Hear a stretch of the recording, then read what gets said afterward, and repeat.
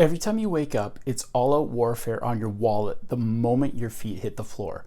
With sinister marketing forces conspiring to get you to spend your hard-earned money, you need every advantage you can get to keep it from happening. In this video, I'll show you the top 7 psychological money-saving tips you can start right now to make you a millionaire. And if you watch to the very end, you'll learn the one trick that changes everything. What's up, everyone? My name is Matt Matheson. I'm a personal finance writer, teacher, and school principal. I'm also the founder of Family Money School, and this channel is all about helping kids and the parents who love them become money rock stars. Okay, first up, you need to stop trusting yourself. What do I mean by that? Well, when you automate your savings, you harness the power of pre-commitment. We think about ourselves in two ways: our present self and our future self. Our present self sets many ambitious goals. We want to lose weight, run that 10K, and save a ton of money for retirement so we can become rich. And when it comes to reaching these goals, our future self is always perfect. In the future, we lose that weight, we get in shape, and we save like a rock star. So how can you take advantage of this future self? Well, scientists ran an experiment in which they asked 2 groups of people how much of their tax returns they wanted to save. With one group, they texted them in February before they'd filed their taxes and said they might get a tax return. And if they did, how much would they like to save? For the other group, they texted them in April after they'd received their refund and asked the same question. What they found was shocking. The group that was asked in April committed to save 17%, and the one asked in February committed to 27%. That's a 10% difference in savings just by asking before the tax return was received. So why the change in savings rate? Well, in February, people are making the commitment to save as their future self, that perfect, wise self who always makes the best decisions. In April, people are more present-centered, with the money now burning a hole in their pocket. Automating your savings allows you to commit to saving as your future self, even though your present self probably thinks you're a bit crazy. But trust me, your future self will thank you when you're living like a money rock star. Next, take advantage of your painless paying. Now, spending with cash stimulates the parts of the brain associated with pain.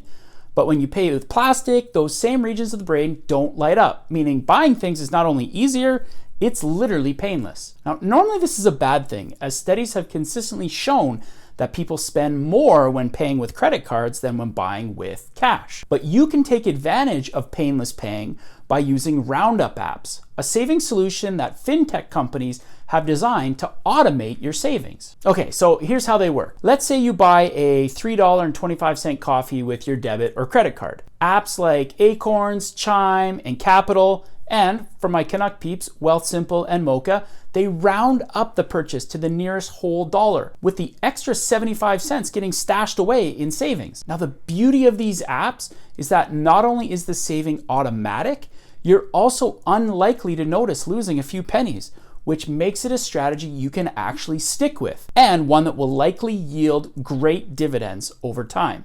You can also hack your brain to save money by thinking of prices in hours instead of dollars. The true value of $100 is hard to put into words. Sure, it's worth $100, but to Bill Gates, its relative value is a whole lot less than for you or me. Now, one way to determine the relative value of a purchase is to think of the price in terms of hours and not in dollars. It works like this. So let's say you're in the market for a new set of golf clubs. You do a bit of research and find the set that you want, a beautiful set that costs $300. It doesn't sound too crazy. After all, as you were shopping around, you found sets that were way more expensive. So this sounds like a pretty good deal. But easy there, Nitro. Pump the brakes for just a second. Before you're gonna shell out the cash for your new sticks, try thinking about the potential purchase in different terms. Instead of comparing it to the prices of other sets of clubs, think of it this way. How many hours would it take you to earn that $300? If you earn, let's say, $10 an hour, that's 30 hours of work. That's not counting taxes or other factors that will reduce the size of your paycheck even more. Are you willing to pay 30 hours of your life for those clubs? If the store offered those clubs to you in return for 30 hours of work, would you make the deal? Suddenly, the wisdom of the purchase doesn't seem so obvious. That's because sometimes all your brain needs to make a smart financial decision is to approach the situation from a slightly different perspective. And you can do this with all sorts of different purchases. You know, that $500 a month car payment that seemed affordable when you were talking to the car salesperson all of a sudden looks a lot less desirable when you consider that you'd need to work 50 hours every month just for the privilege to drive those new wheels. And you may think twice about that crazy expensive $200 dinner out when you reflect on the 20 hours you'll need to work to pay for it. When you use this psychological hack to look at your purchases from a different perspective, you'll find that you give yourself a bit more time to consider the wisdom of buying. And when you do that, you'll be saving money left, right, and center.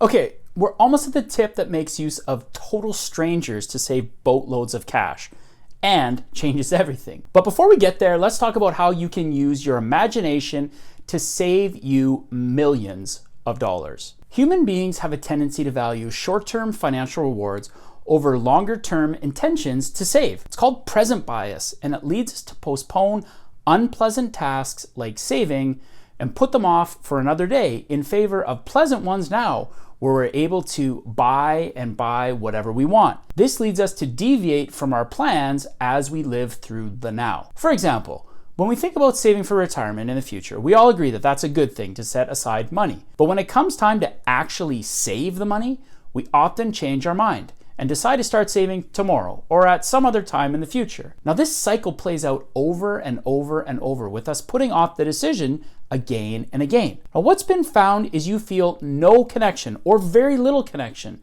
to your future self. It's as if they are a stranger. Because of this, you're not really willing to make in-the-moment sacrifices on behalf of that strange person. Now, to help with this, get to know your future self. Use the app Face App to aid yourself so you get a clear look at what your future holds. You can see my future older self there. Ooh, yikes. Then post a picture of your future self on your bathroom mirror, your fridge, or in your wallet. Now, as you become better acquainted with that older, though wiser looking you, you'll find it much easier to visualize yourself in the future and to make wise decisions for your future self. And while it might be a bit scary seeing yourself 40 years in the future, the benefits of this exercise will pay massive dividends. Okay, next up, you need to incentivize your savings. When we don't celebrate our small financial wins, we don't reinforce our positive actions. That's why it's important to incentivize your savings. It's important to set big money goals like building an emergency fund, paying off your house, or saving $1 million for retirement. But it can be equally important to celebrate when we reach small milestones along the journey to those goals. You know, humans, we're wired for incentives. Our brains are programmed to respond well to rewards. Accomplishing something and treating ourselves releases dopamine, one of the neurotransmitters that triggers feelings of happiness in the brain. Now, that spark of joy can motivate us to keep us going. Then when we hit the next milestone, we can celebrate and increase our motivation all over again. So while that big picture is still looming in front of you, it's important to take the time to appreciate the little wins along the way. For example, if you have a savings goal you want to reach by the end of the year, set a goal for the midway point so you can celebrate your progress along the way. If it's to save $10,000 in a year, celebrating at the halfway point might mean buying yourself that new shirt you really want. Or it could mean treating yourself to a nice dinner out. Now, however you decide to sweeten the process, be sure to harness your brain's love of rewards to supercharge your savings. Now, savvy savers know that to ramp up their cash stashing, they need to make their saving specific. There's tons of evidence to show that you'll save more if you can earmark where the savings are actually going and have not only different accounts, but also accounts that are tied to specific goals, like a vacation or retirement or something more short-term, like a new bike. You know, are you saving for a house? Cut out inspiring home photos for magazines, then hang them on your wall. Are you saving up for that trip to Italy? Make the Colosseum or a beautiful pizza your phone's wallpaper. Actually, pizza would be a bad idea, at least for me. I'd be way too focused on eating that delicious grub, and I'd probably blow all my money, not to mention balloon in weight. Saving for big goals can be really difficult because they seem so far out of reach. Because of that, visualizing them is a smart way to stay motivated. You can even wrap a photo of your goal around your credit card so that every time you take it out, you'll think twice before swiping. Okay, we finally arrived. Time to learn how you can use complete strangers to help you save money like a rock star. We've all been there. That new pair of shoes seems to be calling your name from the wall display, just whispering to you that you need to have them. Well, before giving in to your spending impulse, try this. First, check on the price of whatever you've got your eyes on. In this case, let's say it's a new pair of kicks and they're $200. Then use a psychological trick called the stranger test to determine if they're worth the money to you. It works like this. Imagine you're standing in front of a total stranger. In one hand, they have the shoes. In the other, they've got two crisp $100 bills. Then ask yourself a simple question. Which one would you rather have? For most people, the cash is probably more appealing. But if it's not, there's a good chance that buying the shoes will be a purchase you won't regret. And you can pull the trigger without fear of regretting your latest buy. Saving money is always important, but few times are more expensive in life than when you start having kids. So in the next video, I'll share the top financial advice for families with young kids that will set you up to rock your family's financial goals. I'll see you there.